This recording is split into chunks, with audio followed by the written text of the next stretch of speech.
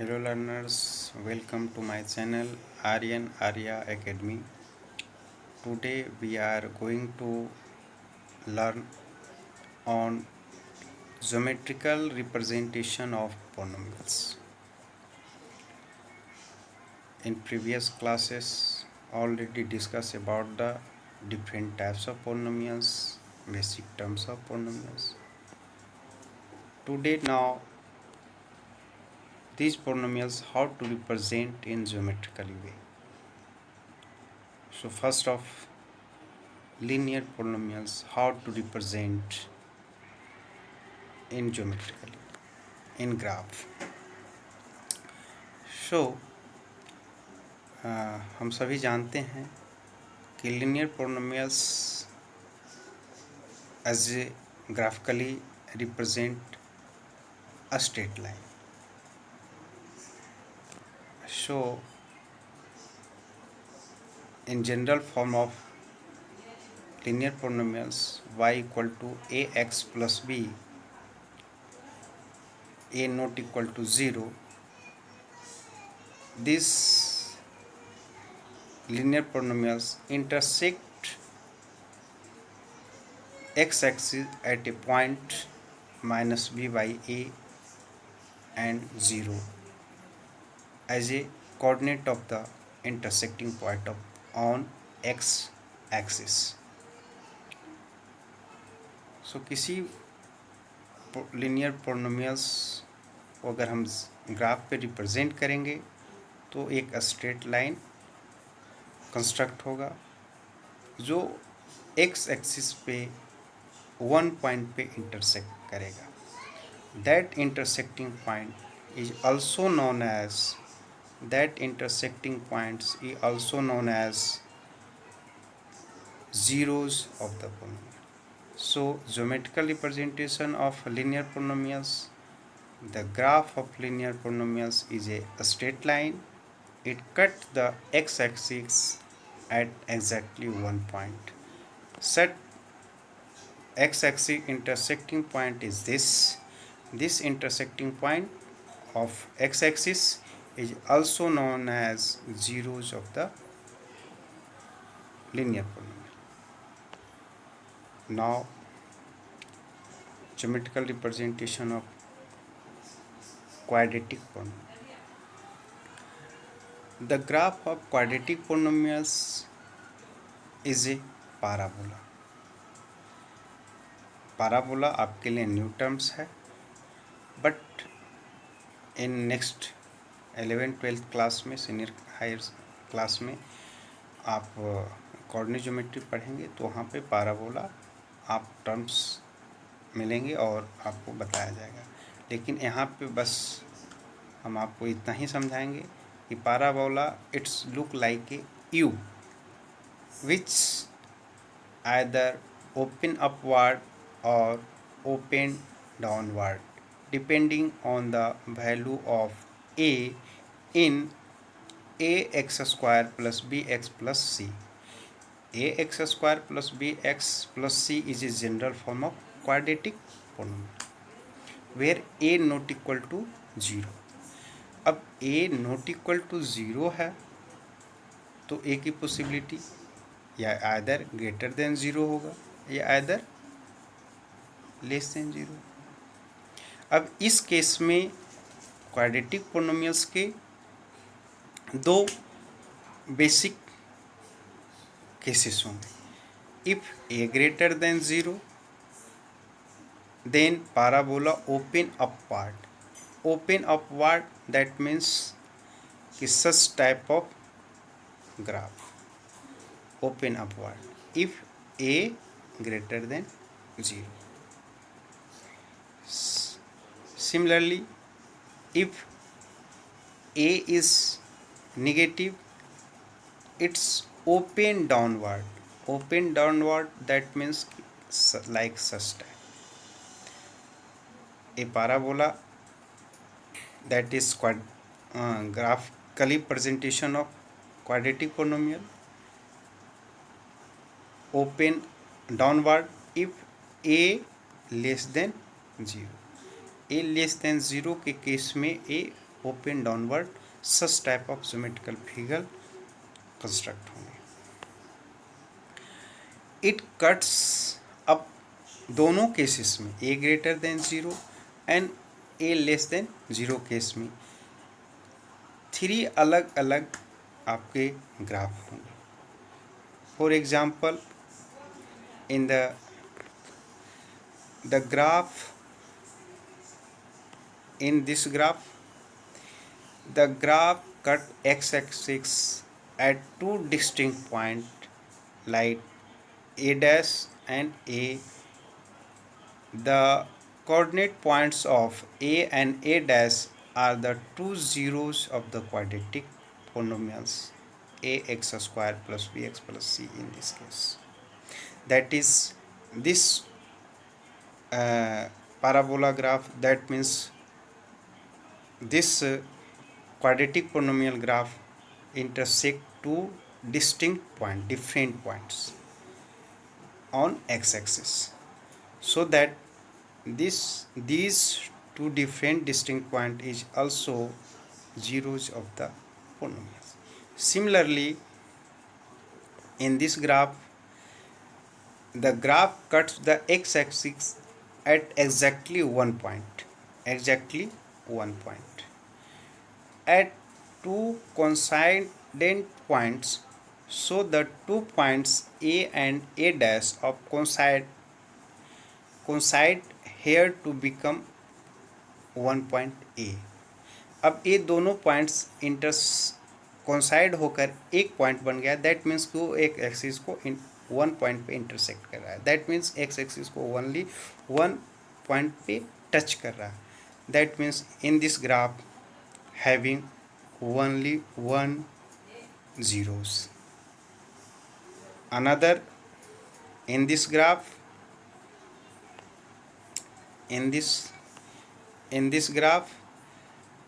the graph is either completely above the x-axis, so it does not cut the x-axis at any point. यानी एक graph जो है वो x axis को कहीं भी किसी पॉइंट पे इंटरसेक्ट नहीं कर रहा है. That means in this graph having no any zeros, that means no zeros. मतलब इस केस में क्वाड्रेटिक पोलिनोमियल्स का कोई जीरोस नहीं होंगे. So all discussion below all graphs if a greater than zero के केस में ये सभी ग्राफ आपको रिप्रेजेंट किए. अनदर ग्राफ कि जब ए लेस देन ज़ीरो हो, तो सिमिलरली यहाँ पे भी इस केस में आपको टू डिफरेंट रूट्स होंगे, टू डिफरेंट ज़ीरोज होंगे. Roots and zeros and solution तीनों meaning is same. Roots also called in quadratic equation and solution. In polynomials, such roots is also called zeros. So no confusion about the zeros and roots, even solutions. अब इस graph में अगर हम देखें तो यहाँ पे दो पॉइंट्स को इंटरसेक्ट कर रहा है एक्स एक्सिस को. दैट मीन्स कि इस केस में टू डिफरेंट जीरो होंगे. सिमिलरली इन दिस ग्राफ दोनों ज़ीरोस कोइंसाइड होकर वन पॉइंट पे इंटरसेक्ट कर रहा है. दैट मीन्स वन पॉइंट पे टच कर रहा है एक्स एक्सिस को. दैट मीन्स कि इस केस में केवल वन ज़ीरोज होंगे. Similarly in this graph x axis को कहीं भी इंटरसेक्ट नहीं कर रहा है. दैट मीन्स कि in this situation, in this graph, quadratic polynomials have no zeros, no solutions. Now already this graph already discussed about the graph of quadratic polynomials which touch the x-axis at one point a greater than 0 के case में एक graph जो है graph of quadratic polynomials that does not touch the x axis, एक ए less than zero के case में, इस case में आपका कोई रूट्स या ज़ीरोस या सॉल्यूशंस नहीं होंगे। Now graph of polynomials x to the power n. अब यहाँ पे general form of the polynomials अगर हम कहें तो यह है। अब for a polynomials of the form y equal to x to the power n where n is a whole number, a whole number that is 0 1 2 3 like this, that is these are the non-negative, also called non-negative integers। अब यहाँ पे अगर हम देखें तो different different colours का graph है, like a blue graph, green graph और रेड ग्राफ। अगर हम यहाँ पे एन के वैल्यू के रिस्पेक्ट में बात करें तो अगर एन का value equal to zero consider करें तो y equal to x to the power zero that is 1, y equal to 1, that means कि this graph is represent as a constant graph which is parallel to x axis passing through on y axis। if n equal to 1 that is y equal to x, अब x का value y का value दोनों equal होगा, that is x का value 0 तो y का value 0, x का value 1 तो y का वैल्यू 1, x का वैल्यू -1 तो y का वैल्यू -1, x का वैल्यू 2 तो y का वैल्यू -2। सिमिलरली अगर इसको हम ग्राफ पे पॉइंट आउट करके अगर सभी को ज्वाइन करेंगे तो वो भी एक स्ट्रेट लाइन कंस्ट्रक्ट होगा और पासिंग थ्रू द ओरिजिन होगा, origin that is this point passing through the this point जिसका कोऑर्डिनेट 0 0। अब n का वैल्यू अगर हम 2 लें तो y equal to x square. अब एक्स स्क्वायर का जो ग्राफ होगा ऑलरेडी एक क्वाड्रेटिक पोलिनोमियल्स को रिप्रेजेंट करेगा, दैट इज उसका ग्राफ जो होगा वो यू शेप में होगा। That means in this graph जो ब्लू कलर का ग्राफ है like this represent a y equal to x square का ग्राफ। अब एक पॉइंट्स ऑलरेडी स्क्रीन पे दिख रहा है, if n is if as n increase the graph becomes closer to y axis। अगर n का वैल्यू इंक्रीज कर रहा है तो वो उसका जो ग्राफ होगा वो y एक्सिस के क्लोज होता जाएगा। अगर यहाँ पे close y axis close to y axis means अगर यहाँ पे ग्राफ अगर देखें तो ब्लू ग्राफ, ग्रीन ग्राफ और रेड ग्राफ, तो y एक्सिस का सबसे ज़्यादा क्लोज कौन है? रेड ग्राफ है, उससे दूर है ग्रीन ग्राफ और उससे भी दूर है ब्लू ग्राफ। यानी क्लोज के रिस्पेक्ट में देखें तो सबसे ज़्यादा क्लोज रेड ग्राफ है। दैट मीन्स कि अगर इसका x to the power value के रिस्पेक्ट में देखें तो n का पावर यहाँ पे ज़्यादा होगा, n का वैल्यू ज़्यादा होगा। सिमिलरली ग्रीन के रिस्पेक्ट में कहें तो x to the power n जो होगा उससे कम होगा।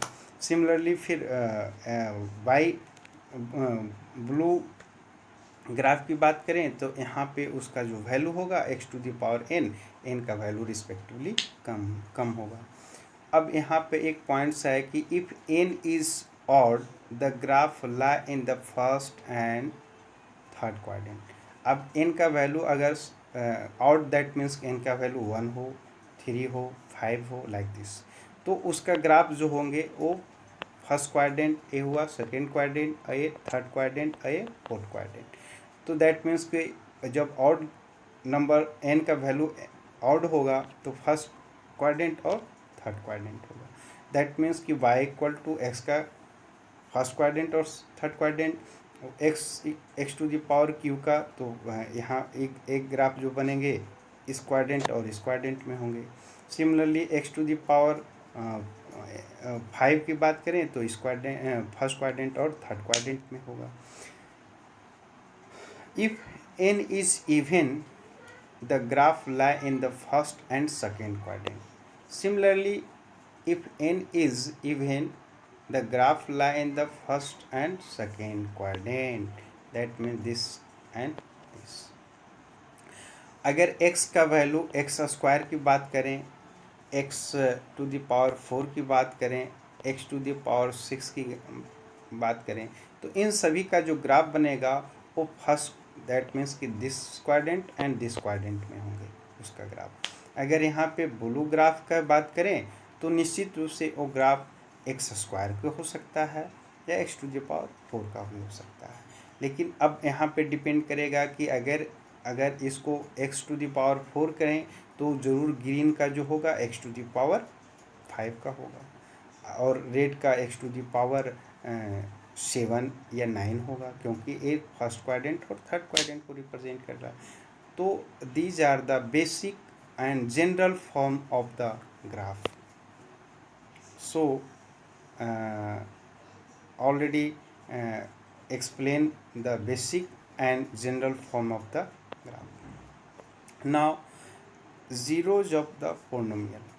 A zeros of the polynomial px is the value of x for which the value of px is 0. If k is 0 of px, then pk equal to 0. For example, यहाँ पे अगर हम देखें तो कोई पोलिनोमियल्स पी एक्स कंसिडर किए, उस polynomials को अगर के वैल्यू पुट कोई के वैल्यू इन जनरल वे में लिए कोई वैल्यू उस पी एक्स में पुट करने पे उसका कैलकुलेशन अगर 0 फाइंड आउट होता है, दैट मीन्स कि k is zeros of the given p x polynomial. For example, consider as a polynomial p x equal to x square minus 3x plus 2. When x equal to 1, the value of px will equal to, calculate करने पे a आपका 0 calculation आया, that is this point is this is the 0, so that कि x equal to 1 is one of the zeros of the px, that is px is a polynomial in general. Now, in general way, geometrical meaning of the zeros of the polynomials. This is the represent as a linear polynomial. This represent as a quadratic polynomial. This represent as a cubic polynomial. So in linear polynomials having 1 zeros, in quadratic polynomials having at most 2 zeros, and cubic polynomials having at most 3 zeros, so that geometrical representation of zeros, at most zeros in the given polynomials. So number of zeros in general of polynomials of degree n has at most n zero.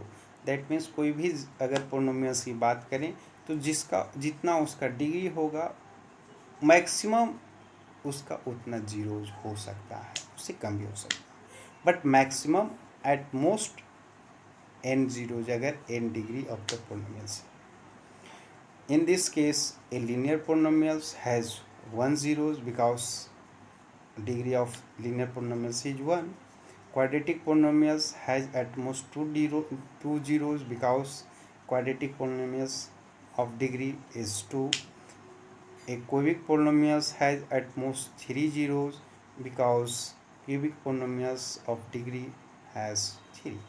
So today discuss about the geometrical representation and zeros of the polynomials.